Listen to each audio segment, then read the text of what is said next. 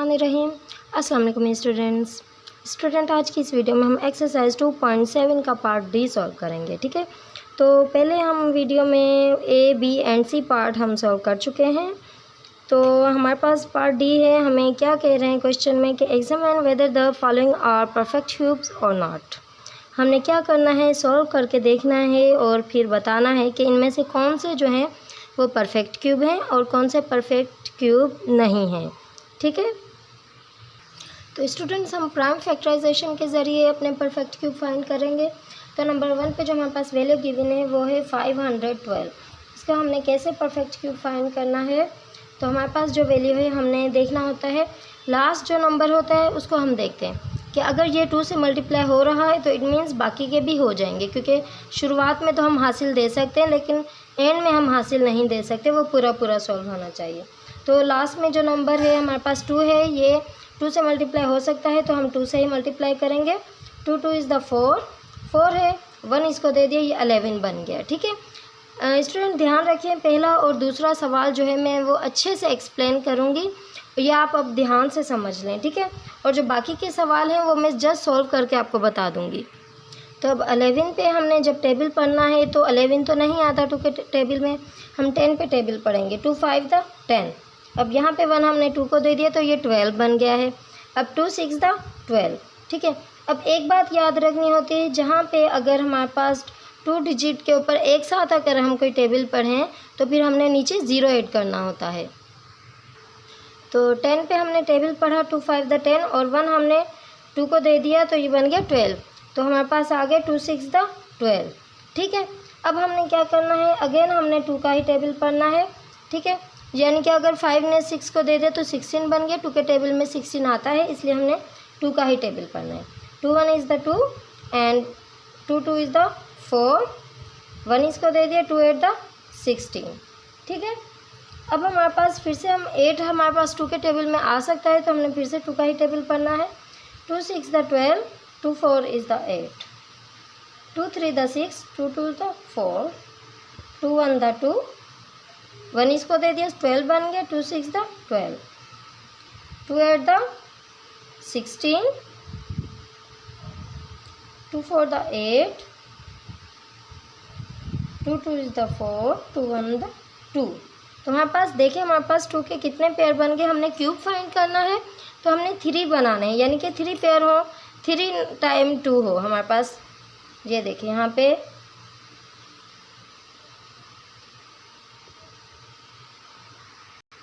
तो students cube का मतलब होता है पावर 3। तो हमने 3 टाइम्स 2 लिखा, फिर मल्टीप्लाई का साइन, फिर ये जो 3 टाइम्स 2 है इनको हमने लिखना है, फिर ये जो 3 टाइम्स 2 है इनको हमने लिखना है।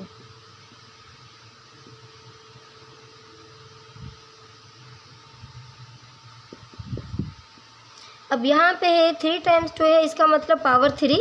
तो इन तीनों की जगह पे हमने 2 लिख के उसके ऊपर पावर 3 पुट कर दी। अब इन तीनों के जगह पे हमने 2 लिख के पावर 3 लगा दी, इन तीनों की जगह पे 2 लिख के पावर 3। ठीक है, अब यहाँ पे जो ये नंबर है, ये जो नंबर है इनको हमने क्या करना है, आपस में मल्टीप्लाई करना है। 2 2 इज़ द 4, 4 2 इज़ द 8। तो हमारे पास जो आ गया आंसर 8 है। तो लेकिन ये हमारे पास क्या है, ये है हमारे पास परफेक्ट क्यूब है। क्यों? क्योंकि हमारे पास जितने भी क्यूब के पेयर बने हैं तीनों, ठीक है, इसलिए हम क्या कहेंगे कि ये जो है हमारे पास परफेक्ट क्यूब है। तो स्टूडेंट्स हम खाली यस भी लिख सकते हैं और साथ में ये भी लिख सकते हैं कि 512 is the perfect cube of 8। ठीक है, आगे बढ़ते हैं क्वेश्चन 2 की जानिब। तो क्वेश्चन 2 है हमारे पास 729। तो लास्ट में हमारे पास जो डिजिट है वो है 9। तो 9 2 के टेबल में तो नहीं आता, लिहाजा 3 के टेबल में आता है, इसलिए हमने क्या करना है, 3 का टेबल लेना है। तो 3 2 द 6 और ये 1 इसको दे दिया, 3 6 द 12 और 3 4 द 12, 3 3 इज़ द 9। ठीक है, अब यहाँ पे हमारे पास 24, तो 3 8 द 24, 3 1 द 3। अगेन हम 3 का ही टेबल लेंगे, 3 2 द 6। अब 6 था, 8 है, यहाँ पे हमने 6 पे टेबल पढ़ लिया, जो बाकी का 2 बच गया वो हमने 1 को दे दिया, तो ये बन गया 21। ठीक है, अब इस तरीके से हम पढ़ेंगे। अब ये है 3 7 द 21, 3 9 द 27, फिर 3 द 9, 3 1 द 3। ठीक है, अब यहाँ पे हमने पहले इसे मार्क कर लेना है ताकि हमें अंदाज़ा हो जाए। ये देखें क्यूब बन रहा है, एक 3 का क्यूब है और दूसरा क्यूब पावर 3 आएगी 3 के ऊपर। तो हमने क्या करना है, इस तरीके से बराबर की निशानी आपने लास्ट में लगानी होती है। तो ये 3 टाइम्स 3 है, तो इसका मतलब 3 के ऊपर पावर 3 है। यहाँ पे भी ये इसी तरीके से हमने लिखा है। अब ये जो नीचे है हमारे पास 3, इसको हमने क्या करना है, मल्टीप्लाई करना। 3 3 इज़ द 9। तो हमारे पास क्या है, इसका 9 आंसर है। हम खाली यस भी लिख सकते हैं या फिर हम लिख सकते हैं 729 is the perfect cube of 9। ठीक है स्टूडेंट।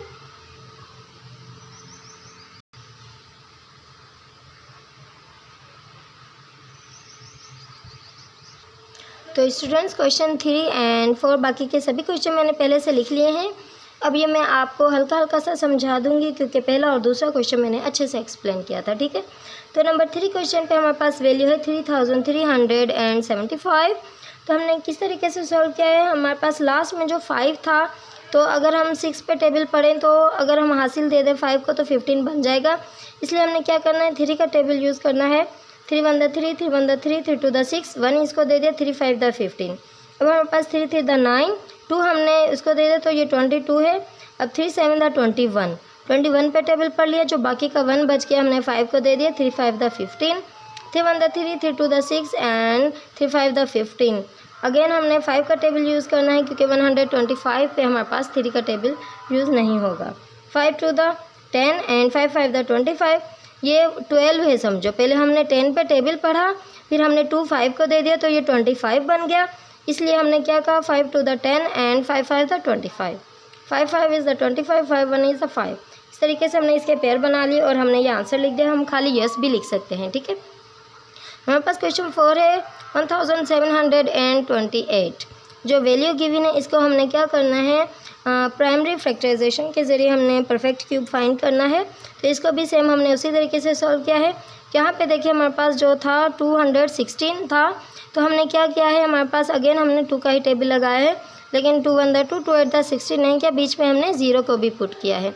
अक्सर स्टूडेंट क्या करते हैं, यहाँ पे 0 को मेंशन नहीं करते, 0 नहीं लिखते, जिसकी वजह से हमारा बाकी का जवाब जो होता है वो गलत हो जाता है।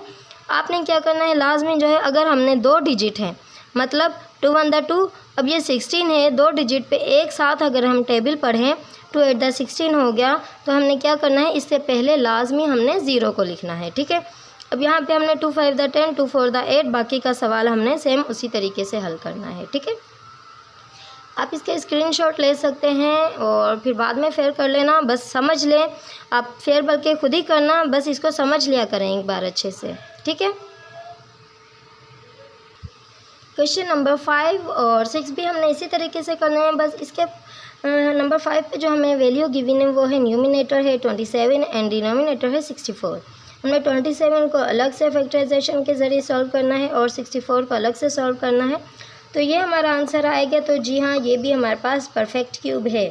ठीक है, अब इसी तरीके से 64/125 को भी हमने इसी तरीके से इसका फैक्टराइजेशन के ज़रिए परफेक्ट क्यूब फाइंड करना है। तो जी हाँ, ये भी हमारे पास परफेक्ट क्यूब है, क्योंकि यहाँ पे देखिए 3 का एक पेयर है और 3 है।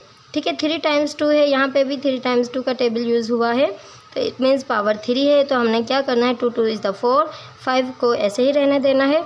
तो हमारे पास क्या है, 64/125 is the perfect cube of 4/5। ठीक है स्टूडेंट्स, समझा दिया है आपको अच्छे तरीके से। आगे बढ़ते हैं क्वेश्चन नंबर 7 और 8 की जानिब। तो स्टूडेंट्स, ये रहा हमारे पास क्वेश्चन नंबर 7 और 8। ये भी हमने सेम इसी तरीके से सॉल्व किया है। बस हमने क्या किया है कि यहाँ पे 2 का ही टेबल लिया है, 2 2 द 4, 0 को हमने ऐसे ही उतार लिया है, 2 4 द 8, 2 8 द 16, 2 1 द 2, 0 हमने ऐसे ही लिख लिया, 2 2 the 4, 2 4 the 8, 2 5 the 10, 2 1 the 2, 2 2 the 4, बाकी सारा हमने इसी तरीके से हमने टेबल पढ़ना है और उसको सॉल्व करना है। तो हमारे पास जी हाँ, ये भी परफेक्ट क्यूब है और ये भी हमारे पास क्वेश्चन नंबर 8 भी हमारे पास परफेक्ट क्यूब है। ठीक है, तो आप इसको अच्छे से देख लें, इसको स्क्रीनशॉट ले सकते हैं आप, अच्छे से समझ आ गया होगा आपको। तो स्टूडेंट्स, अगर आपको हमारा ये मेथड अच्छा लग रहा है कि हमने एक बार अच्छे से समझा दिया और बाकी के सवाल हमने लिख लिए ताकि आपका भी टाइम की बचत हो और हमारे भी टाइम की बचत हो, ठीक है जी। वीडियो बहुत बड़ी हो जाती है, हम हर सवाल जब दोबारा से रिपीट करते हैं खुद भी बोर हो जाते हैं एक ही बात बार बार बता के, लेकिन फिर भी ये कि हमारा काम है, एक अच्छा उस्ताद वही होता है जो बात को बार बार रिपीट करता है ताकि स्टूडेंट्स को अच्छी तरह से समझ आ जाए। कोई भी पॉइंट ऐसा ना हो जिसको स्टूडेंट ना समझ पाएँ, क्लियर ना कर पाएँ।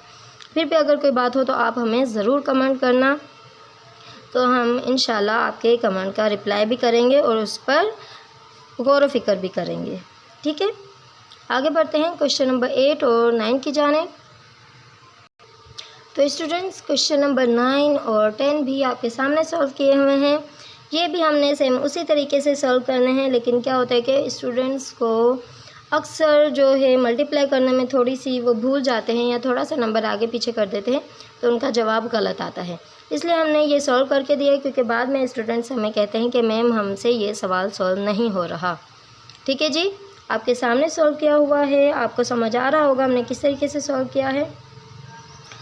ठीक है, हमने पहले 3 का टेबल लिया है, फिर हमने 7 का टेबल लिया है। ठीक है, क्योंकि यहाँ पे हमारे पास 343 है, यहाँ पे हमारे पास 3 का टेबल यूज़ नहीं होगा। अगर हम 7 का टेबल लेंगे, 7 इज़ द 49। अब बाकी जो वैल्यू बच जाएगी 6 नंबर बचेंगे, वो हमने इसको दे दिया तो 63 बन गए। 7 9 द 63, इस तरीके से 7 7 द 49 एंड 7 1 इज़ द 7। यहाँ पे हमने सिंपली 2 और 3 और 5 का टेबल लिया है। ठीक है स्टूडेंट्स, तो ये भी हमारे पास परफेक्ट क्यूब है। इसका आंसर जो आ रहा है वो क्यूब की शक्ल में आ रहा है। ठीक है, 2 के ऊपर भी पावर 3 है, 3 के ऊपर भी पावर 3 और 5 के ऊपर भी पावर 3 है। इस वजह से ये क्या है, ये हमारे पास परफेक्ट क्यूब है। ठीक है स्टूडेंट्स, आगे बढ़ते हैं क्वेश्चन नंबर 11 एंड 12 की जानिब। तो स्टूडेंट्स, क्वेश्चन नंबर जो 11 है वो देखने में काफ़ी बड़ा है, लेकिन है निहायत ही आसान। बस आपने ये ध्यान रखना है कि यहाँ पे देखिए हमारे पास 2 1 द 2, 2 6 द 12। क्यों? क्योंकि 3 ने एक उसको दे दिया था 2 को, तो वो 12 बन गया। 2 6 the 12, 2 3 the 6, 2 8 the 16, 2 4 the 8, 2 8 the 16, 2 1 the 2, 1 इसको दे दिया, 2 9 द 18, 2 2 द 4, 2 4 द 8 और ये 1 9 है। हमने जब दो नंबर को एक साथ मल्टीप्लाई करना होता है तो जैसे पहले मैंने आपको बताया था, तो हमने नीचे 0 लाजमी लिखना होता है। अगर हम ये 0 नहीं लिखेंगे तो हमारा आंसर गलत आएगा। अब ये है 2 9 द 18 एंड ये 18 ने 1 इसको दे दिया, 2 6 द 12। ठीक है, बाकी का भी इसी तरीके से होगा। आपको 2 का टेबल भी आता है, आप इसको खुद से सॉल्व करना। जहाँ से अगर आपको परेशानी हो तो आपके सामने ये सवाल हल किया हुआ है, यहाँ से आप देख लेना। ठीक है स्टूडेंट्स, तो नंबर जो 12 है ये भी हमने इसी तरीके से क्वेश्चन सॉल्व किया है। यहाँ पे बस ये एक थोड़ी सी मुश्किल है, अगर आप खुद से सॉल्व करेंगे तो शायद आपको ना समझ आए कि हमने कौन सा टेबल यूज़ करना है। यहाँ पे हमने करना है 17 का टेबल। क्यों? क्योंकि हमारे पास है 4 9 1 3। ठीक है, तो हमने 17 को 2 टाइम्स मल्टीप्लाई करना है। 17 टू द 28, सॉरी 28 नहीं 32 है। 17 to the 34, 17 two is the 34। हमने 34 पे टेबल पढ़ा है। बाकी के जो 49 में से हमने 34 माइनस किए तो हमारे पास 15 बच गए। तो ये जो 1 है हमारे पास, इसके साथ हम 15 को लगाएंगे तो ये हमारे पास बन गया 151। ठीक है, यहाँ पे मैं आपको करके बता देती हूँ, ये हमारे पास बन गया 151। तो हमने 151 के ऊपर जब हमने 17 का टेबल पढ़ा तो हमने क्या करना है, 17 का टेबल हमने 8 टाइम्स पढ़ना है। तो जब हमने 17 को मल्टीप्लाई किया 8 से तो हमारे पास क्या वैल्यू आएगी, 136। तो 136 51 में से हमने जब 36 माइनस किए तो हमारे पास क्या बच गया, 15 बच गया। अब हमने 15 के साथ ये हमारे पास जो 3 है हमने इसको लगा दिया तो हमारे पास बन गया 153। तो फिर से हमने 17 का टेबल 9 टाइम्स पढ़ना है, तो हमारे पास क्या आएगा 151। सॉरी, पूरा ही जब टेबल आ जाएगा तो हमारे पास 17 9 दा 153, जो यहाँ पे लास्ट में वैल्यू बची है वो हमारे पास 153 है। तो हमने 17 को 9 टाइम्स मल्टीप्लाई किया तो हमारे पास आ गया 153। इस तरीके से अब हमने 17 का 1 टाइम्स टेबल पढ़ना है। 28 में से हमने 17 माइनस करने हैं, तो हमारे पास जो बच गए हैं वो हैं 11। ठीक है, हमने 17 का 1 टाइम टेबल पढ़ा, 17 1 इज़ द 17। 28 में से 17 माइनस के हमारे पास 11 बच गए। अब 11 के साथ हमने ये जो 9 था, ठीक है, ये मिला देना है, तो 119 हो गया। तो अगर हम 17 का टेबल 7 टाइम्स पढ़ेंगे तो हमारे पास आ जाएगा 119। तो फिर हमारे पास ये 17 आ गया। फिर हमने 17 को 1 टाइम मल्टीप्लाई किया तो हमारे पास 17 आ गया। ठीक है स्टूडेंट्स, तो आई होप समझ आ गया होगा मैंने किस तरीके से सॉल्व किया है। मैंने डीपली एक्सप्लेन कर दिया है, बाकी आप खुद से इस तरीके से मल्टीप्लाई करके चेक किया करें कि क्या ये वाकई आ रहा है। अगर आपको 17 का टेबल याद नहीं है, फिर आपने माइनस भी करके देखना है कि बिल्कुल एग्जैक्टली हमारा जो दुरुस्त आंसर आए। ठीक है, तो ठीक है स्टूडेंट्स, आगे बढ़ते हैं। क्वेश्चन नंबर जो लास्ट क्वेश्चन है हमारे पास, क्वेश्चन नंबर 13, वो भी देख लेते हैं हमने किस तरीके से सॉल्व किया है। तो क्वेश्चन नंबर 13 में हमारे पास जो वैल्यू है वो पॉइंट की सूरत में है 1.728। इसका क्या मतलब है? इसका मतलब है कि हमारे पास जो वैल्यू है, अगर हमने पॉइंट को थोड़ी देर के लिए नज़रअंदाज कर देते हैं, हमने लिखा 1728। अब अपॉन की सूरत में जो हमारे पास डिनोमिनेटर होगा, पॉइंट को ख़त्म करने के लिए हम क्या करेंगे कि हमारे पास जो पॉइंट की राइट साइड पे जितने डिजिट होंगे उतने ही हमने ज़ीरो लगाने हैं। ठीक है, अब समझो पॉइंट है तो पॉइंट की जगह पे हमने 1 लिख दिया, 3 डिजिट है तो 3 ज़ीरो लगा दिए। ठीक है, 1728 अपॉन 1000 आ गया इसके, अगर हमने पॉइंट ख़त्म किया। तो हमारे पास जो पहले न्यूमिनेटर है 1728, इसको हमने प्राइम फैक्टराइजेशन के ज़रिए क्यूब फाइंड किया है। फिर हमारे पास 1000 है, इसका हमने इस तरीके से क्यूब फाइंड किया है। समझ आपको आ गई होगी हमने किस तरीके से सॉल्व करना है। तो हमारे पास जो इसका आंसर आ रहा है वो 12/10 है। तो जी हाँ, ये भी हमारे पास परफेक्ट क्यूब है। ठीक है स्टूडेंट्स, तो स्टूडेंट्स सवाल के साथ साथ थोड़ी सी अच्छी बातें भी शेयर कर लेते हैं। तो स्टूडेंट्स, एक अच्छा उस्ताद वही होता है जो पढ़ाने के साथ साथ अपने स्टूडेंट्स के दिल में थोड़ा जज्बा पैदा करे, पढ़ाई का जज्बा पैदा करे, उन्हें एक अच्छा स्टूडेंट के साथ साथ एक अच्छा इंसान भी बनाए, उनके दिल में एक अच्छे जज्बे पैदा हों। तो ठीक है स्टूडेंट्स, आज के बाद आपने ये बात याद रख लेनी है कि आपने मेहनत करनी है, बहुत मेहनत करनी है। अगर आप मेहनत करेंगे तो इंशाल्लाह ताला आप ज़रूर कामयाब होंगे। आप ये मत सोचना कि एग्ज़ाम में चीटिंग हो जाएगी तो हम पास हो जाएंगे, तो ये आपकी कामयाबी नहीं है। अगर आप पास हो भी जाएंगे तो चीटिंग करके पास होने का कोई फ़ायदा नहीं होता। स्टूडेंट्स, आप मेहनत करें, ठीक है। ये मेहनत आपके अगर आज काम नहीं भी आएगी, अगर आज चीटिंग हो रही है तो क्या हुआ, लेकिन कल अगर आप किसी जॉब के लिए अप्लाई करेंगे, इंट्री टेस्ट देंगे, तो क्या होगा कि जो वहाँ पे जो भी सवाल पूछे जाएंगे वो आपकी तालीम, आपके हुनर, जो आपने पढ़ा है उसकी बेस पे पूछे जाएंगे। वहाँ पे कोई चीटिंग नहीं चलेगी, कोई सिफारिश नहीं चलेगी। अगर आप वाकई दिल से पढ़ते हैं, एक पॉइंट है उसको आप समझें। अब मैंने ये लिख दिया है, अब ये नहीं कि बस आप इसको उतार लें। मैंने जो शुरू में तरीका समझाया था पहले और दूसरे सवाल का, उसको आप ध्यान से, दिमाग यानी कि अपना सारा फोकस स्टडी की तरफ करके आप फिर समझा करें कि टीचर क्या समझा रही है, तो आपको ज़रूर समझ में आएगा। और अगर आप समझ के कोई चीज़ करेंगे ना, तो ये आपके आगे भी बहुत काम आएगी। एक चीज़ है, समझें, अगर आपने वो सवाल समझ लिया है, फैक्टराइजेशन के ये जो हमने सीखे हैं, ये हमने पार्ट ए में भी सॉल्व किए थे। पहले भी जो पार्ट किए थे उनमें भी हमने यही इसी तरीके से किया था। अगर एक ही बार आपको तरीका समझ में आ जाएगा तो आगे चल के भी आपको मुश्किल नहीं होगी। और कल को आप कोई टेस्ट देने जाते हैं, कोई एग्ज़ाम, कोई इंट्री टेस्ट देना चाहते हैं या किसी जॉब के लिए अप्लाई करना चाहते हैं, तो भी क्या होगा, ये आपका जो हुनर है, जो आपने समझा हुआ है, यही आपके काम आएगा। ठीक है स्टूडेंट्स, तो दिल से पढ़ें, मेहनत करें, फजूल बातें में अपना टाइम वेस्ट ना करें, ठीक है। अपने पेरेंट्स का नाम रोशन करें। अगर आप अपना देखें, कोई भी एक मुल्क है वो तरक्की करता है, उसकी शुरुआत एक घर से ही होती है। अगर हर घर के जो फ़र्द हैं वो कामयाब हों या फिर वो ईमानदार हों, ठीक है। कामयाबी के साथ ईमानदारी भी बहुत ज़रूरी है। अगर हम ईमानदार हैं, ईमानदारी से अपना काम कर रहे हैं, तो उससे हमें भी फ़ायदा होगा, हमारे मुल्क को भी फ़ायदा होगा, आसपास में जो रहते हैं उन सबको भी फ़ायदा होगा, ठीक है जी। एक ईमानदारी और दूसरा मेहनत, इसको कभी भी ना छोड़ें। फिर मिलेंगे अगली वीडियो में। अपना बहुत सारा ख्याल रखना। अल्लाह हाफिज़, टेक केयर।